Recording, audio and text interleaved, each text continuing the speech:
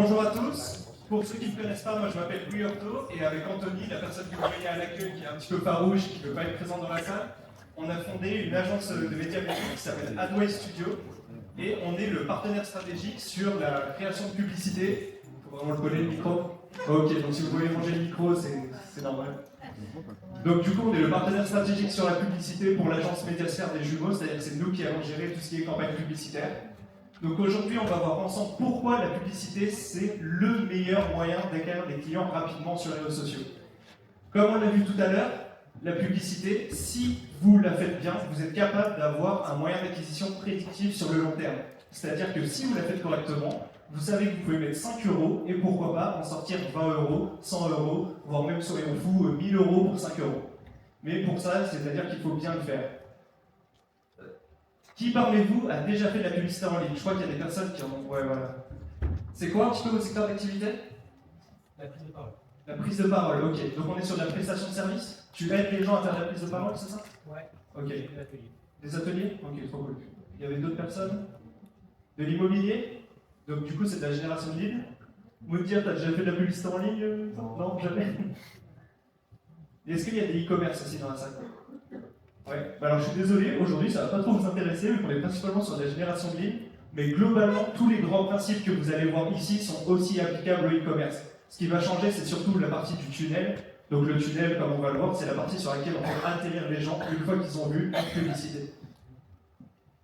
Donc la pub, c'est avant tout un investissement. Est-ce qu'il y en a d'entre vous qui ont déjà mis de l'argent en publicité, mais qui n'ont pas eu de retour sur investissement? Ouais. Et du coup, quelle a été ton expérience? Qu'est-ce que tu t'es dit sur la publicité? Tu t'es dit que ça marchait pas ou... Bah, je comprends toujours pas pourquoi ça n'a pas fonctionné. Ok, d'accord. Est-ce que tu peux me dire...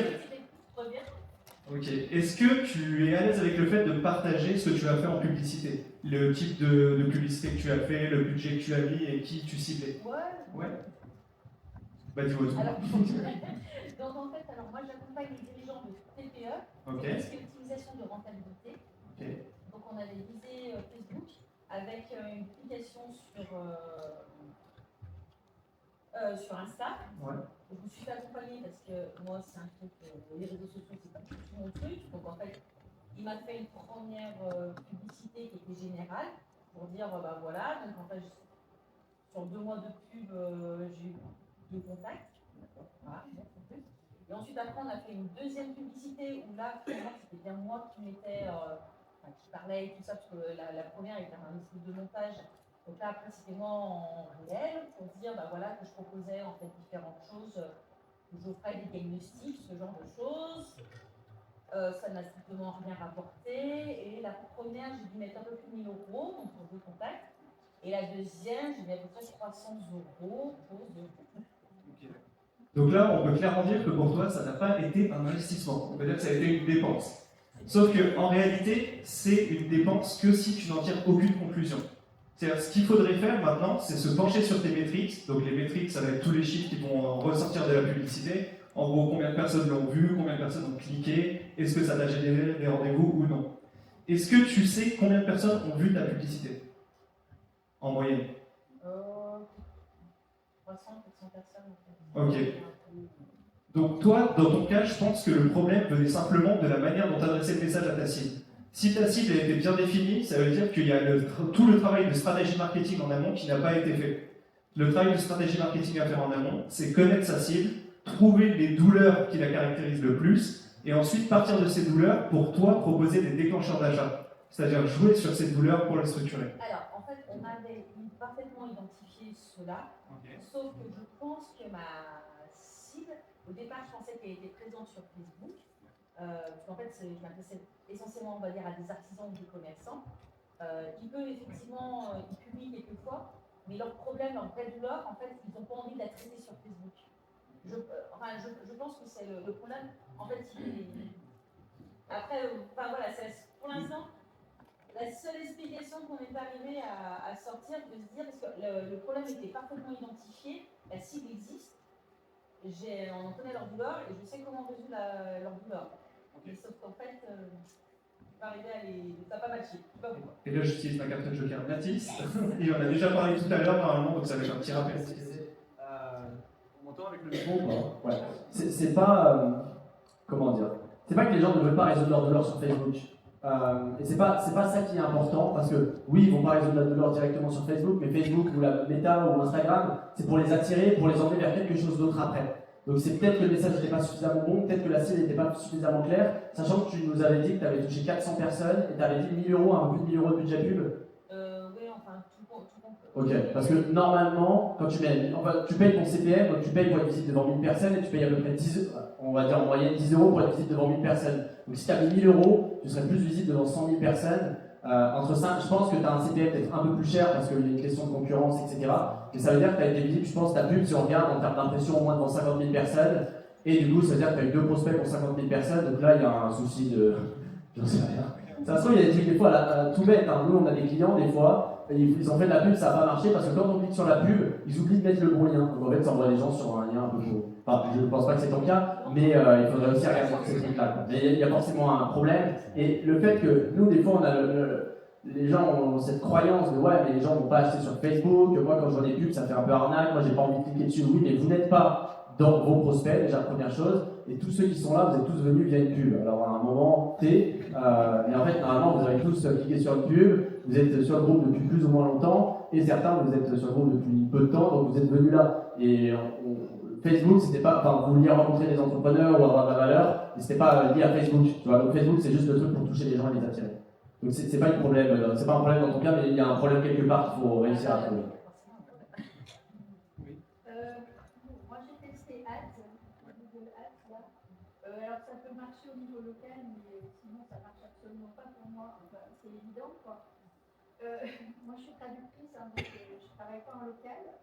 Et quand on dépense pour Ads, que d'un seul coup on nous dit oui, alors vous avez 250 intéressés dans le quartier. Ouais, bien sûr. Alors pour le coup, je ne vais pas avancer sur un sujet que je ne maîtrise pas, qui est Google Ads. Ici, moi, je vais traiter exclusivement de Meta Ads. Mais pour le coup, oui, je ne suis pas sûr que Google Ads ce soit clairement le meilleur levier d'acquisition pour ton business. La question, c'est est-ce qu'il y a quelque chose d'équivalent pour toucher plutôt au niveau déjà national, au moins régional déjà pour commencer? Là, on prend un petit peu d'avance, mais oui, si tu veux, avec Meta Ads, il y a la possibilité de définir des audiences. Donc, c'est-à-dire que si, normalement, tu as bien fait le travail de connaître ta cible, tu vas pouvoir la cibler par rapport à ses centres d'intérêt, voire par rapport à sa géolocalisation. Donc, oui, c'est tout à fait possible de resserrer l'intérêt et de cibler les bonnes personnes. Il y a 2 trucs qui sont importants. La première, c'est pas parce que ça n'a pas marché que ça ne marchera pas. Ça n'a pas marché juste parce que, il y a plein de gens qui font des pubs tout le temps et ça ne marche pas parce qu'ils ne savent pas faire pub. Donc c'est sûr que si vous n'avez jamais appris, vous cliquez sur 3 boutons, vous mettez un visuel et vous vous dites attends, ça n'a pas marché, c'est normal, parce que c'est quand même un métier, il faut apprendre à le faire correctement, donc c'est pas infaisable, mais il faut apprendre à le faire, ça c'est la première chose. Et la deuxième chose, mais la pub peut fonctionner absolument dans tous les domaines, pour absolument n'importe quoi, et elle peut être rentable pour vraiment tout, et on pourra vous donner 10 000 exemples clients si vous voulez. Et la deuxième chose, c'est que Google est pour moi moins performant que Meta, pour plein de raisons. Les Meta ont plus de données, donc ils récupèrent des données sur vous. Chaque fois que vous écrivez un message sur WhatsApp à un de vos potes, vu que c'est le même groupe que Meta, il récupère tout ce que vous dites et ça permet de cibler des publicités personnalisées derrière. Donc en fait, Meta ont plus de data. Meta sont globalement ont un algorithme publicitaire qui fonctionne mieux. Et sur Google Ads, il faut payer un peu plus cher. Meta sont moins chers par rapport à l'impression et du coup sont moins sujets parce que Google est beaucoup concurrencé par ChatGPT, là où avant on faisait des recherches sur ChatGPT, sur Google pardon, pour rechercher n'importe quoi. Maintenant on peut faire sa recherche avec des IA et donc Meta ne sont pas impactés parce que du coup on ne va pas sur ChatGPT à la place d'aller sur Instagram. Par contre on peut aller sur ChatGPT à la place d'aller sur Google. Donc c'est pour ça que Meta est beaucoup plus intéressant et c'est pour ça que nous on accompagne principalement nos clients avec Meta Ads. Meta, Facebook, Instagram pour rappeler. Tout ça pour vous dire qu'avant que la publicité, ça devienne la machine à cash qu'on a vu tout à l'heure, qui est prédictive, où vous allez mettre 5 € et vous allez en tirer toujours un nombre de clients prédéfini, il faut passer par une phase d'investissement et une phase d'apprentissage. Si vous faites de la publicité et que vous partez du principe que vous avez mis X euros qui ont été dépensés, que vous n'avez pas eu de retour et que du coup ça ne fonctionne pas, dans ce cas-là, vous ne gagnerez jamais d'argent ou de clients avec la publicité en ligne parce que vous n'en tirez pas de conclusion et vous ne pourrez donc pas vous améliorer. Donc voilà, il faut vraiment avoir ce mindset d'investissement. Et comme on peut le voir sur le graphique, on a essayé d'illustrer, ce n'est pas des chiffres véritables, mais la plupart du temps, on a quand même une phase d'apprentissage qui est le testing du marché pour pouvoir aligner son message, aligner ses visuels, trouver la bonne manière de communiquer auprès de ses clients pour ensuite en tirer un bénéfice. Donc, je pense qu'on va passer cette partie, vu que tu l'as quand même pas mal exploré tout à l'heure, l'organique versus la publicité. Mais en gros, vous avez compris que l'organique, c'était capitaliser sur le long terme pour essayer de créer une communauté, tandis que la publicité, ça va être un levier extraordinaire pour tester très rapidement ces offres. C'est-à-dire que si vous avez une idée que vous voulez tester le plus vite possible, le mieux, c'est peut-être d'injecter un petit peu d'argent. C'est pour reprendre ce que Mathis avait évoqué tout à l'heure, les 3 principes de l'entrepreneuriat au début. La vitesse d'exécution primera toujours sur la réflexion. Tant qu'une idée est dans votre tête, elle ne vaut rien. Tant qu'une idée est dans votre tête, elle ne vaut rien parce que vous n'avez pas confronté au marché et vous ne savez pas si elle a un retour réel. Donc ce que je peux vous conseiller, c'est que si là vous avez vraiment une idée de ce que vous voulez tester, mettez un petit peu d'argent dessus, testez la cible et voyez s'il y a un réel retour. Est-ce que vous connaissez tous votre coût d'acquisition client? Déjà, est-ce que vous savez ce que c'est que le coût d'acquisition client? Ouais, tout le monde à peu près? Non? Qui c'est qui a dit non? Non? Le coût d'acquisition client, c'est combien va vous coûter un client. C'est-à-dire combien d'argent vous devez dépenser pour qu'un client achète chez vous. Par exemple, qui fait de la prestation de service et acquiert des leads ici? Qui a besoin de prospects? Ok. Qui a besoin de prospects? Bon, magnifique. Est-ce que vous connaissez votre panier moyen? C'est-à-dire en moyenne, combien une personne dépense chez vous? Oui. Ouais, vas-y, je t'en prie. Dans de la gestion immobilière, ça Ouais. va être à peu près 40 € par mois. Ok, 40 €. Et est-ce que tu sais, c'est un client dépense en moyenne 40 € par mois chez toi? On gère un logement, Ok. c'est en moyenne 40 € par mois qui est perçu. Ok, cool. Et est-ce que tu sais combien ça te coûte pour acquérir ces 40 € par mois? Absolument pas. Non, pas encore? J'avais encore fait de publicité. Ok, d'accord. Et alors là, on parle effectivement de publicité, mais ton coût d'acquisition, ça peut être transposé d'autres manières. Par exemple, toi, tu fais je suppose que tu acquiers tes clients avec de la prospection organique. De la prestation, de la prospection exactement. Ok, Et on va surtout le chiffrer en heures de travail ouais. et pas vraiment en valorisation après. Ok, d'accord. Donc, tu as un coût d'acquisition qui se traduit en heures de travail. Si C'est on ça, veut. voilà. Ok, d'accord, super. Un des moyens pour se développer en publicité, en fait, c'est d'être au courant de toutes les métriques, donc de tous les, ça s'appelle les KPI, les Key Performance Indicators, de son business. Et un des plus importants à connaître avant de lancer de la publicité, c'est jusqu'à combien d'euros dépensés on est rentable pour acquérir un client. Si vous vendez un service qui coûte 500 € et que vous avez X frais de charge, on va dire que vous pouvez aller jusqu'à 100 € dépensés pour pouvoir acquérir un client.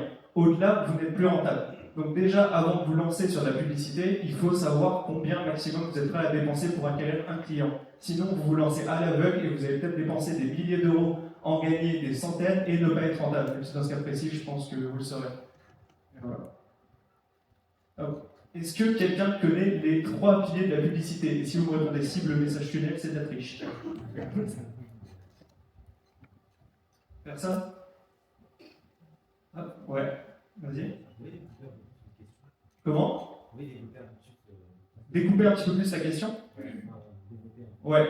Est-ce que vous savez ce que représente la cible, le message et le tunnel justement dans la publicité en ligne? C'est les 3 étapes clés pour faire une bonne publicité en ligne.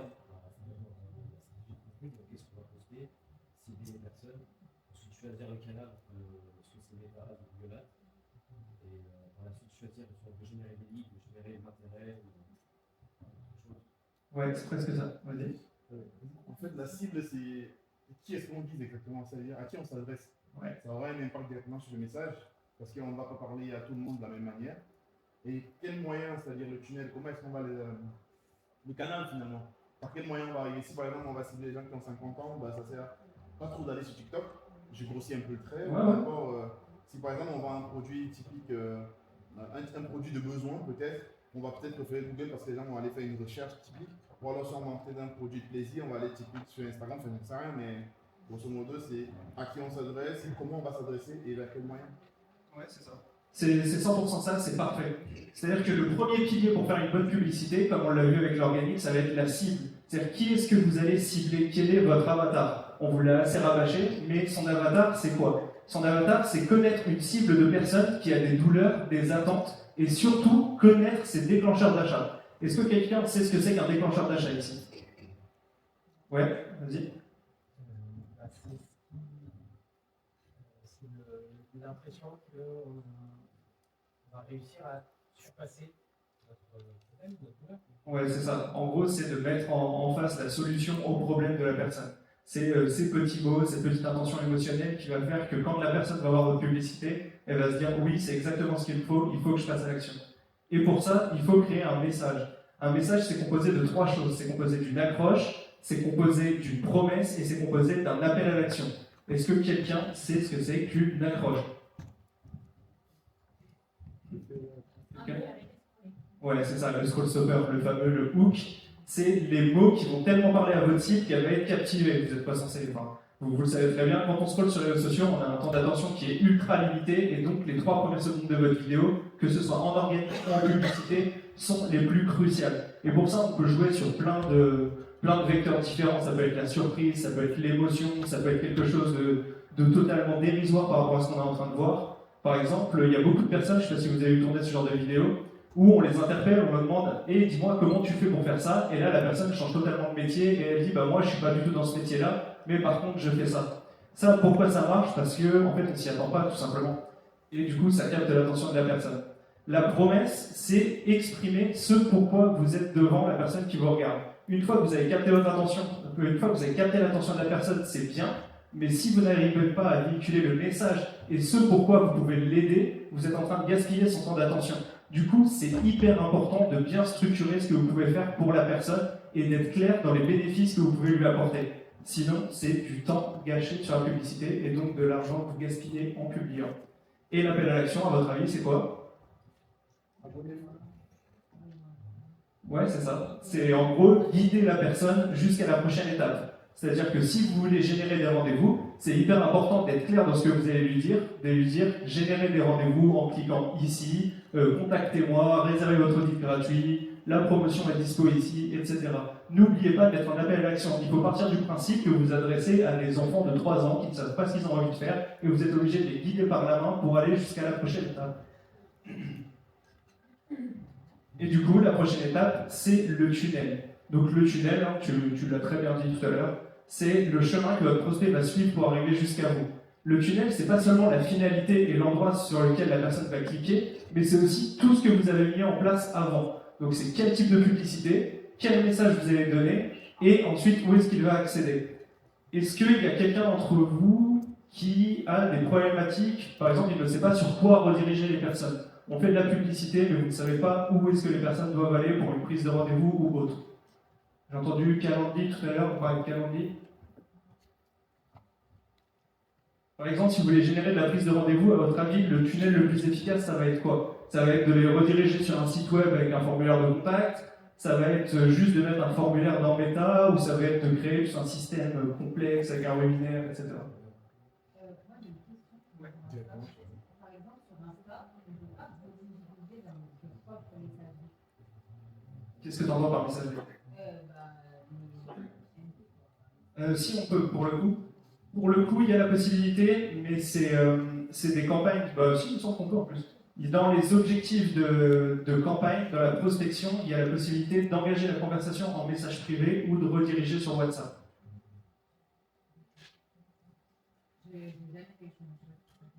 Et ben à l'occasion, si tu veux, on pourra réserver un rendez-vous et on pourra te montrer. Pas de souci. Parce que sinon, oui, moi, par exemple, j'envoie vers un formulaire de contact. Ouais.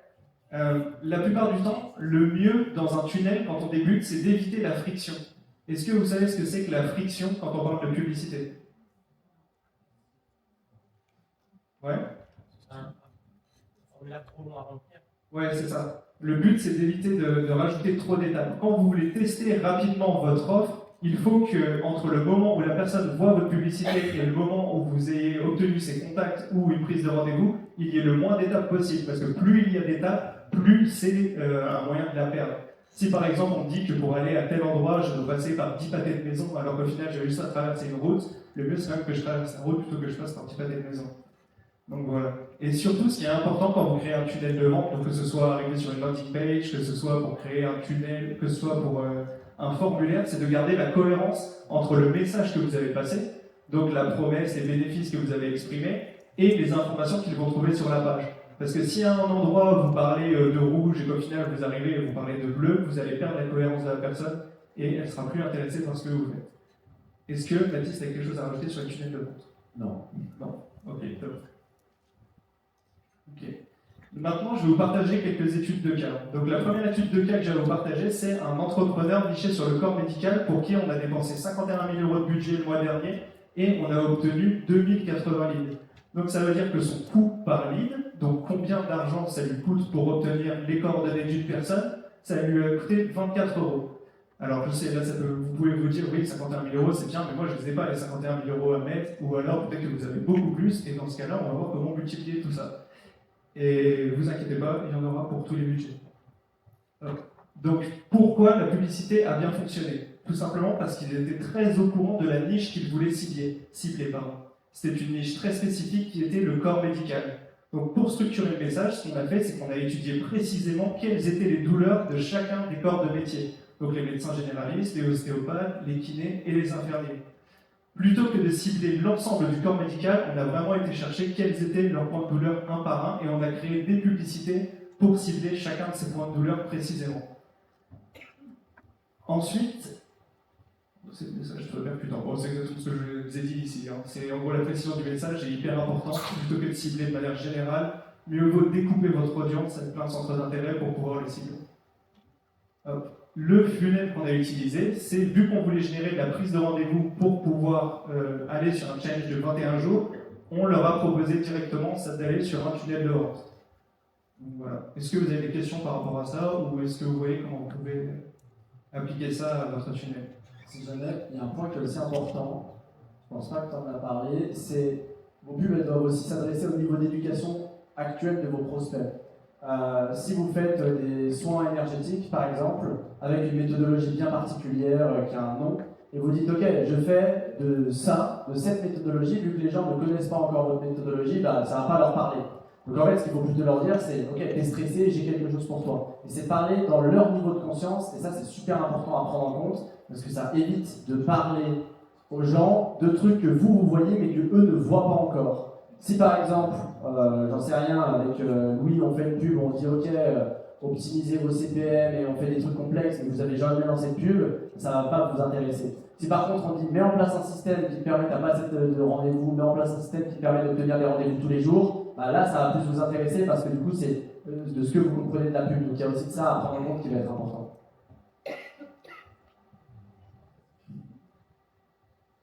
L'étude de cas numéro 2 que je voulais vous montrer, c'est aussi pour vous sensibiliser sur le fait que tout le monde peut faire de la publicité.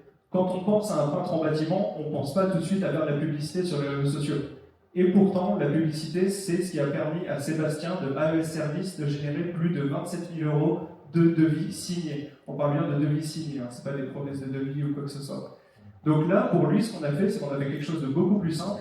On est parti du fait qu'il y avait plein de préjugés sur les artisans, le fait qu'ils étaient toujours en retard, qu'ils n'honoraient pas forcément les budgets qu'on leur avait confiés, ou le fait qu'ils faisaient du travail bâclé. On a pris tous ces points et on a créé des publicités pour lever tous ces points et montrer que notre client, lui, justement, faisait du bon travail.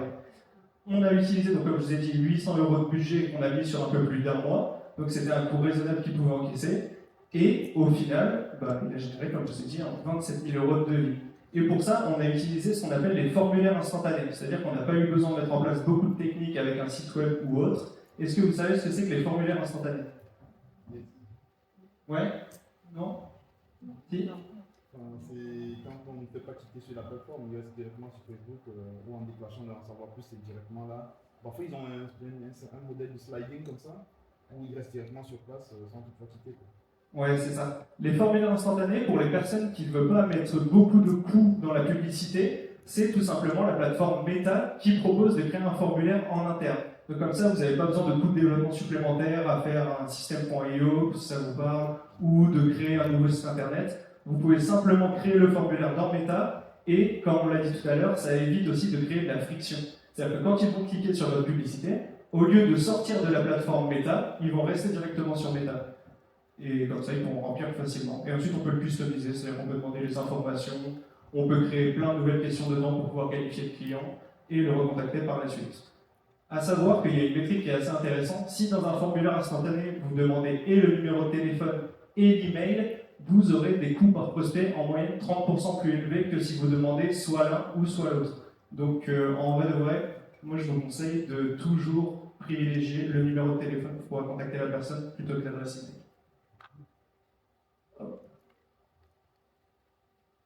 Et l'étude de cas numéro 3, c'est pour vous montrer que si la publicité, comme je l'ai dit au début, c'est avant tout un investissement et de l'itération. On a accompagné une agence de vidéastes où la promesse était assez forte, donc c'est tourné 3 mois de contenu en 3 heures. Elle a dépensé 2500 € de budget publicitaire en 1 mois et ça lui a rapporté seulement 3500 € de chiffre d'affaires généré. Donc là, vous voyez bien que c'est pas rentable du tout. Entre le coût de la prestation, le temps qu'elle a passé à faire de la publicité, bah, c'était vraiment pas rentable. Plus notre coût d'agence, etc. C'était vraiment pas rentable. Mais pourquoi au final ça a été de l'argent bien dépensé? Parce que ça nous a permis de tester plusieurs angles marketing et de trouver celui qui a fonctionné. Vous vous doutez bien que si je vous le montre aujourd'hui, c'est pas pour vous montrer, regardez, on s'est cassé la gueule, on a fait perdre de l'argent à quelqu'un. Au final, ces 3000 €, ils ont été générés sur les 500 derniers euros de budget publicitaire qu'on a dépensé. Parce que les 2000 premiers, ils ont servi, comme je l'ai dit précédemment, à tester le marché, à tester la cible, etc. Donc si là, actuellement, vous avez dépensé de l'argent en publicité et que vous n'êtes pas rentable, ce n'est pas parce que la publicité ne fonctionne pas, c'est parce que vous n'avez tout simplement pas essayé d'itérer, analyser les résultats et justement proposer des nouvelles solutions aux personnes qui sont en face de vous. Donc voilà, c'est pour montrer l'intérêt du bon message. Et là, pour le coup, est-ce que ça vous parle ce que c'est qu'une VSL ici? C'est une vidéo d'introduction complète en avant. Ouais, c'est ça. C'est une vidéo sales later. C'est-à-dire que plutôt que de renvoyer directement les personnes vers un rendez-vous, ce qu'on fait pour pré-éduquer le prospect, on lui donne de la valeur à travers une vidéo dans laquelle on va expliquer des techniques, des méthodes qui peuvent l'intéresser par rapport à ses points de couleur. Et pour accéder à cette vidéo, on va mettre un formulaire instantané, ou enfin un formulaire en tout cas, qu'ils sont obligés de remplir pour pouvoir accéder à cette VSL. Et une fois que le client est éduqué par cette vidéo, là, on lui propose une prise de rendez-vous. Et si jamais la personne n'a pas pris de rendez-vous, dans tous les cas, on va pouvoir la recontacter parce qu'on a de ces informations, vu qu'elle a voulu aller consulter la vidéo. Comment? Il n'y a plus que ça maintenant.